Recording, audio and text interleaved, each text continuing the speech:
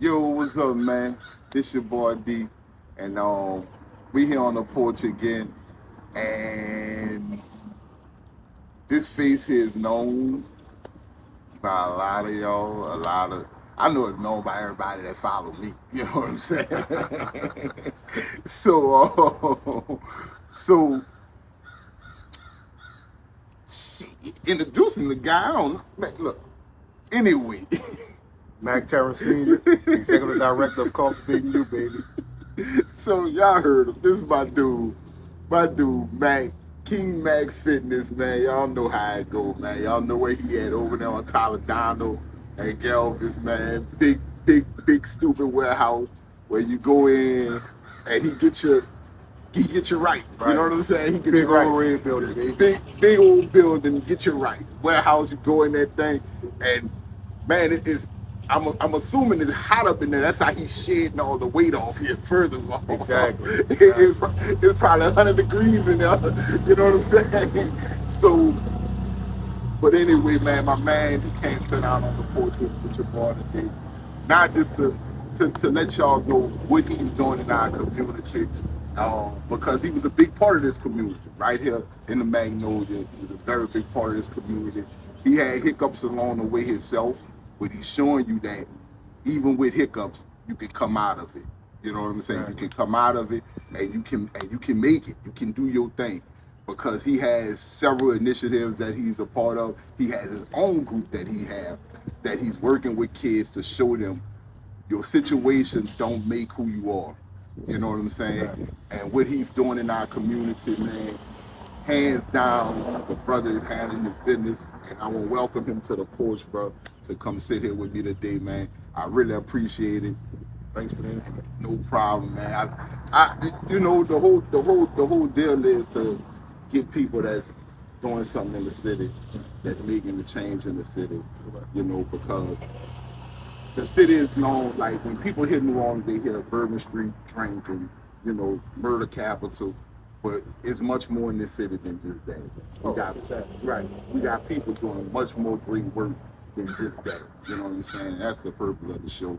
And brother, what you're doing is really inspirational, and then the fact that you're helping our kids, and then working with daughters behind incarceration, working with girls, little girls, man, that's amazing, man. That's amazing. So let's jump right into it. So let's jump right into it, man. And this, like I said, it's up to you. Just a little background on the decisions you made growing up, and how you got to and what made you change after those decisions, after those critical decisions, and made you say, you know what, I have to change the way I'm going, and have to do something better in my community. I look back at the decisions I made as a child. Mm-hmm. We have our own free will to make our own decisions, no matter what our parents say. And my mother, my grandmother, they did a phenomenal job raising. I wanted for nothing. Me and my sisters, my cousins, we had everything that we probably lived a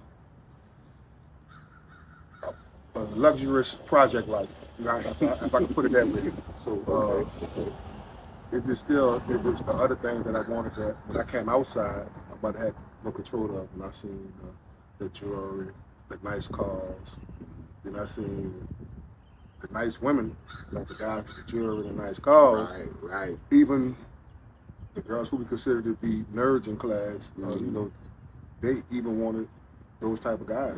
Right. I still was straddling the fence between school and sports. I always been a phenomenal athlete, but my mother, she required to have at least a 2.5 GPA to even play sports. The state said 2.0, my mother said 2.5. Right. So that just pushed me to even go hard in school. And still being a student athlete, I still was playing in the streets. A little bit here, a little bit there. I just look back on the decisions I made, even escaping the Magnolia and going to college. I brought the Magnolia with me. Right. I got you. Right. So when I tell people that, they really don't understand. So in my era of growing up in the Magnolia, is when you say you from the Magnolia, there was boundaries and there was a status that was built from the guys before me. So you had to stand on business, whatever it was. Whatever. Right. And I brought it to college with me, not knowing I didn't have to. But still having a project mentality, it still led to me making other decisions that I didn't have to make. And eventually I ended up in prison. Okay. But in prison, before going into prison, when I knew I was going to prison, I was out on bond. I just came to a place with God where I'm like, if I really have to go through time, you really sending me here for the help of somebody, save some lives. So I didn't do no time in prison. Like spiritually and mentally, I was never in jail. Okay, gotcha. My body just was there. Right. So once I came to that place, prison, I say helped me find who I was. Okay. Because when you in a situation where you can't move, you got to face your problems, it teach you how to deal with situations like a man. So all situations don't have to end in violence. You can sit down and have a conversation like a man, and it teaches you to address things head on. And it don't have to be on no foolishness. Right. It's all about respect. Right. So during my time in prison, I found myself. I found my purpose in God. So and my purpose was always helping people. And fitness was my ministry. So when I was in prison, that's how I connected with people. That's how I helped people along their journey while they was in prison. So my mind was made up. Once I was released, I'm like, I'm going home. I'm gonna start. I'm gonna be a personal trainer. But like I said, we have our plan. God have His plan. Right. So I didn't see me owning the gym. I didn't see me having a nonprofit. I just wanted to come back and help my city because I know we was #1 in the nation in high blood pressure, high diabetes, childhood obesity, and I just want to come back and help New Orleans change those numbers. But God had a bigger plan. His plan was turning my passion, which is fitness, into something bigger to help the community. So along the way, I met my wife, and she started just prophesying things in my life about the vision that she saw that God gave her, that what God gave me. She was like, "You got to do it. It's gonna take a lot. It's not gonna be easy." So we started King Mack Fitness in 2015. I was released from prison in 2013, October. We started King Mack Fitness in 2015, January 2015. So by me training a lot of single parents started having problems with their kids. So I'm like, you know what? Bring your kids with you. It makes sense only to get the whole household fit anyway. Teach the whole household how to eat healthy anyway. So it just makes sense. So bring them. So a lot of the single parents were bringing their kids. I just went to mentoring the kids and telling them, just telling them my story and my upbringing and how one decision, 1 second, and one bad decision can change your life for the rest of your life. So it turned into me mentoring. Then I was offered the athletic training job at St. Augusta High School, where Judge Muller the Lord, he hired me there. And a lot of people was like confused by this. They're like, this guy just come home from prison for killing someone. Wait, how is he at the training school? at St. Augusta like that? So, but no one can close no doors that God opened. No. When His doors are open, ain't nobody can. So God, He opened a lot of doors for me because I was obedient to His purpose, not my purpose. So I wasn't chasing my dreams, I was chasing God's dreams. So I went to mentoring those kids, and I discovered something about high school athletes, and it made me look back at myself. Most of the time when kids are in high school, and even on game day, they're not even thinking about the game. So they have other issues outside of it. Outside of that, yes. Of school and outside of playing sports that nobody would know about. Yeah. So I just went to tapping into those type of things and got the coaches involved. And man, we need to start checking on these kids outside of this space. Because when they go home, it's a whole different lifestyle. Then I started training the basketball team at 35 High School. And they had some studs on that team, Rob 49, Joseph Fusher, and a couple of more guys. And I was able to spend some time with those guys, and then it really showed me the mental health aspect of our kids. A lot of kids in New Orleans don't even eat once they leave school. And I'm talking about just some of our athletes. They be at practice till 7, 8 o'clock at night, and they're not gonna eat the next day till breakfast. So now I'm digging deeper. I'm digging deeper. Now I'm looking for resources to provide food for these kids on game days, food for them after practice, because it's serious. So we have kids that's hustling, selling drugs and doing other things just to eat until the next day of school. Like they don't want to do this, but they're forced to do this because right now I'm really surviving, but I'm chasing sports to help better my situation. So I'm stuck. I'm back and forth from the streets, school. But I have these teachers, I have these coaches on my back about being to school on time, about showing up practice on time, but I'm not gonna eat. Damn. So that's what That's a lot. That's a lot. That's what a lot of people miss about our kids and our community. Like a lot of them trying. Okay. But when survival kicking, they gotta survive. That's survive. all they worry about, survival. Right. You know, and I guess that leads up to how a lot of our kids get going through things that people don't understand. Correct. Sort of like how with our young ladies, our young girls, how did you get involved? How did you get involved with Daughters of Beyond Incarceration to help them, knowing that hey, they have parents in jail and they want to see them? What touched your heart to where you said, well, man, let me get involved with this because you are like a main staple in the for making sure and facilitating going back into the jail and letting these girls see their parents. Yeah. You know, how did you get involved with that and what made you say, let me get involved with it? Well, during the time my godchild was in the program, Trinaya Hampton, and the impact that me and my wife had on her life while her dad was incarcerated just made us want to do more. So Dominique started training at the gym, and one day I just asked her, I said, man, but she saw the kids in the gym. She like, Matt, you need to start a nonprofit. I said, I have a nonprofit, Cultivating Youth. She was like, oh, I didn't know that. Then me and her started talking, and I already knew I was already aware of her program. So she like, well, we need to sit down and talk and see how we can work together to help, because like it's really a lot. And the things I share with her, and then she shared with me about how her dad been incarcerated since before she was born.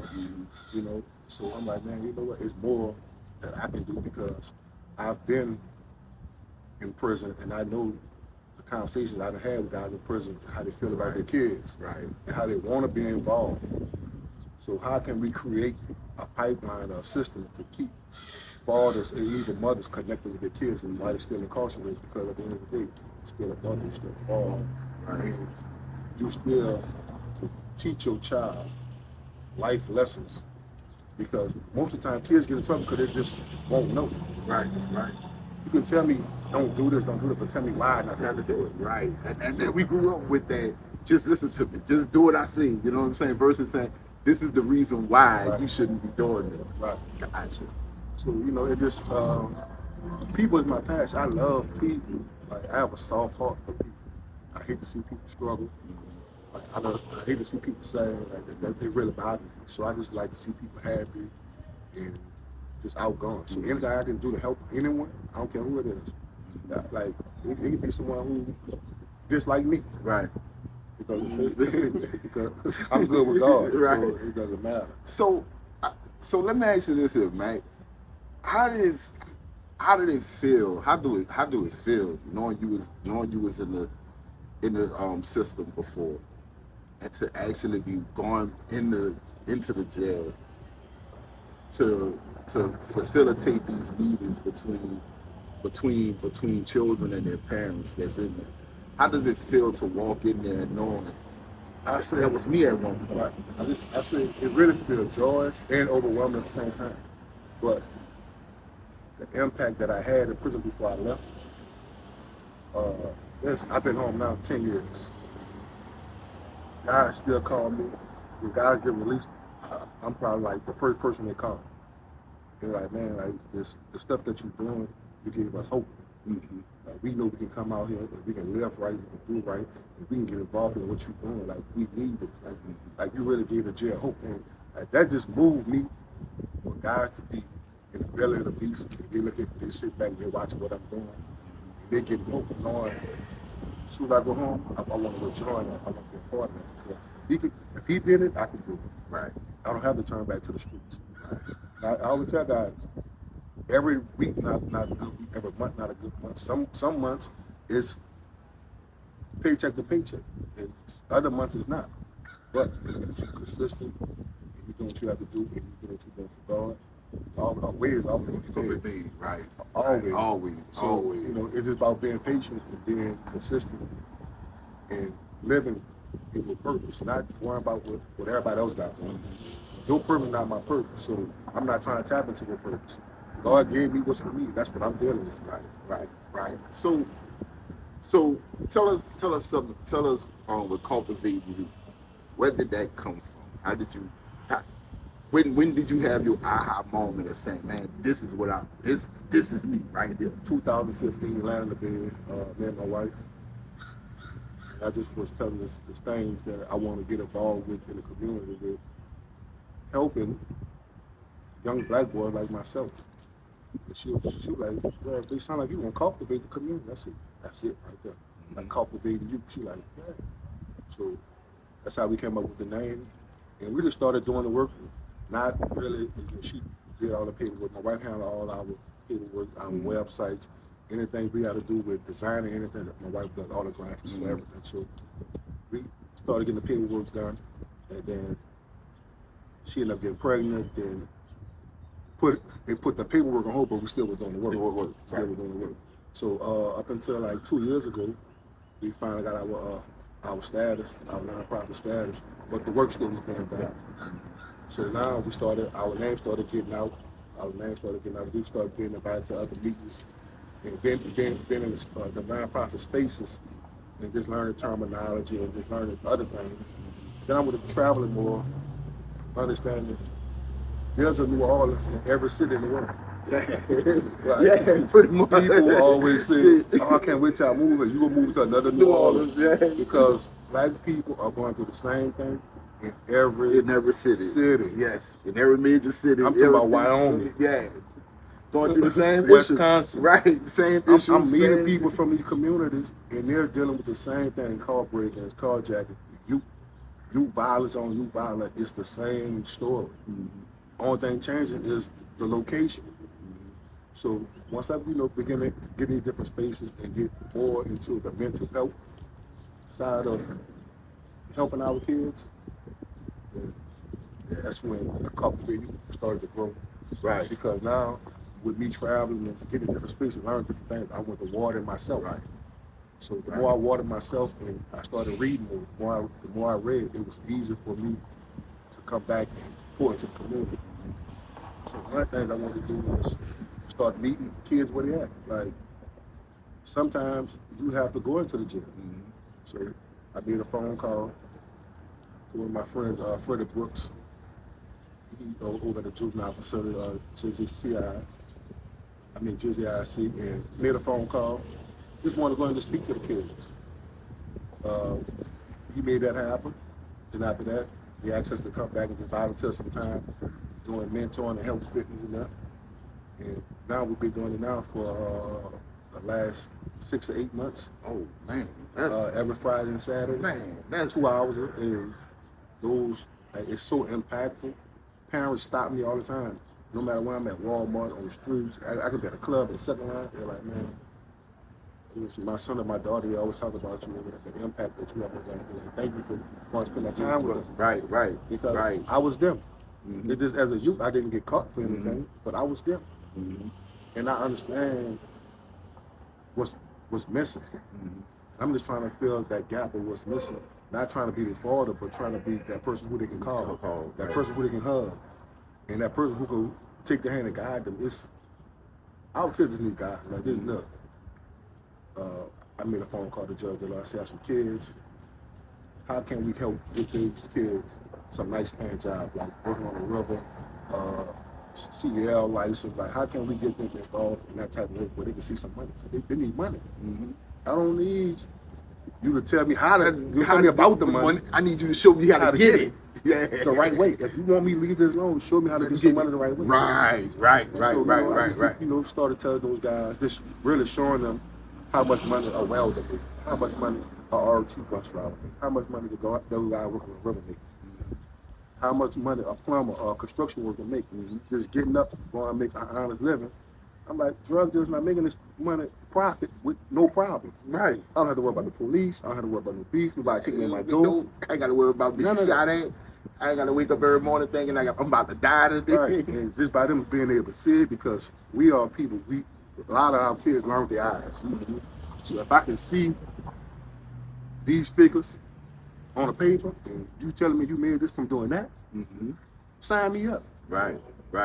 I didn't know. Right. We didn't have that growing up. I didn't know. Right. That what the kids said. I didn't know. We have so many resources in our community, but kids don't know. Because you can't sit behind a desk. You have to go to the kids and meet them where they're at. You have to go do it. You got to stand on the corner with that. You see those kids standing on the corner, got the hoodies on. You may think that a few of them have some guns on. Go walk up on them. Talk to them.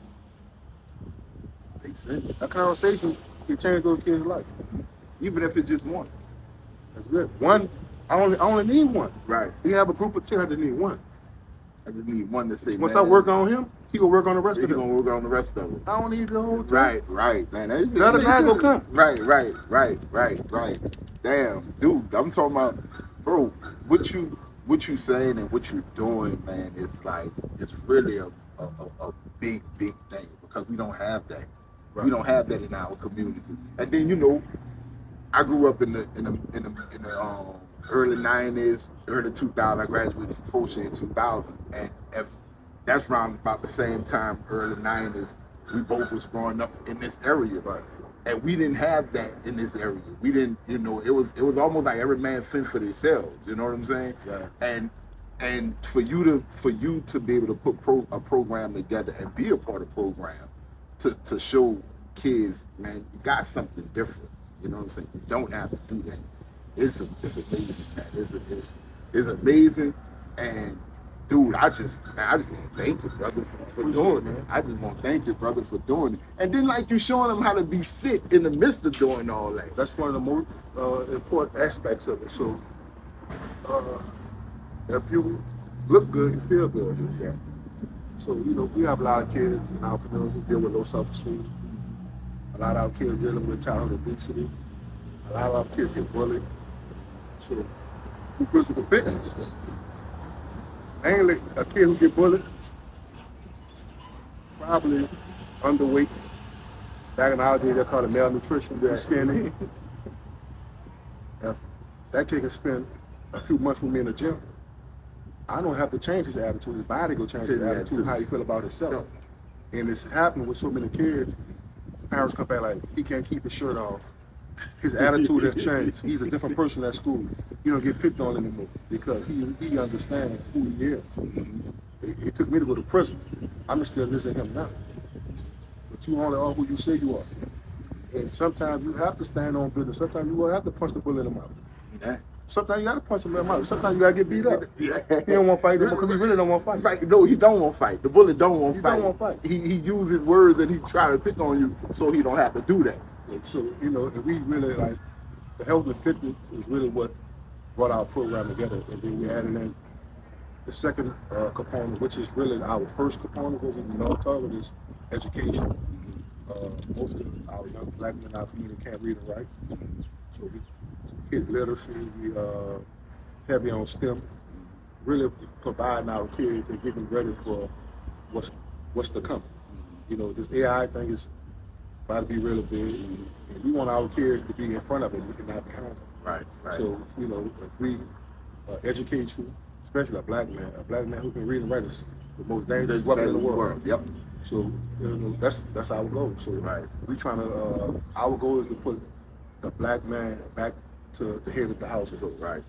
So look, with all this you doing, bro, when do you get time to even run a gym? I'm talking about, when do you get time to even be like, you know what, y'all, I'm gonna train y'all how to do this. I'm gonna have these big old classes to, hundreds of people in there. Where is the time? Like, it's like, dude, cause that's a lot of time doing that kind of work. Yeah, it's a lot of sacrifice for someone who's married with 4 kids, but God always put the right people.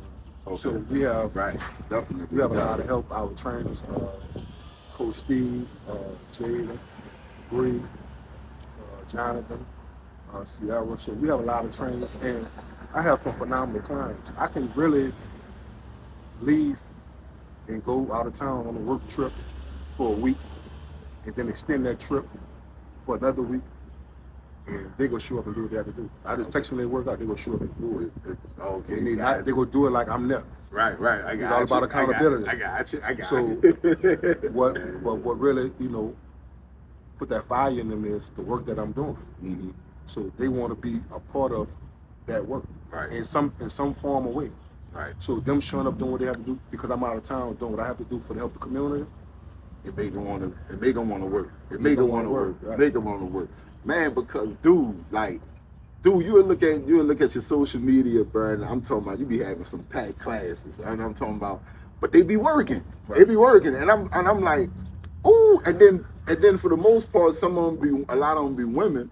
So it's like, and what I noticed with you don't slack off on them because they're women. It's like, nah, you gonna work the same way everybody else in this game work. Right, You know what I'm saying? right. And dude, that's like a big thing. You know what I'm saying? Because you treating everybody the same. Yeah. You know what I'm saying? And not only that, it's men follow women.